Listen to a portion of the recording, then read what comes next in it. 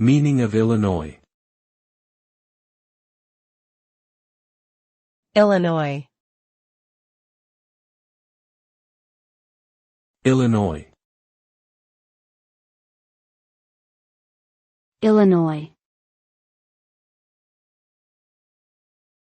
Illinois. Illinois is a state located in the Midwestern region of the United States. The name Illinois comes from the Native American language and means tribe of superior men or tribe of warrior, which refers to the Illiniwek tribe who once inhabited the area. The state's nickname is the Prairie State, and it is known for its diverse landscape, including farmland, forests, and rolling hills.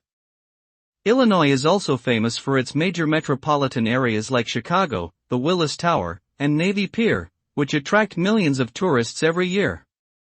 Overall, Illinois is a culturally rich and historically significant state with much to offer visitors and residents alike.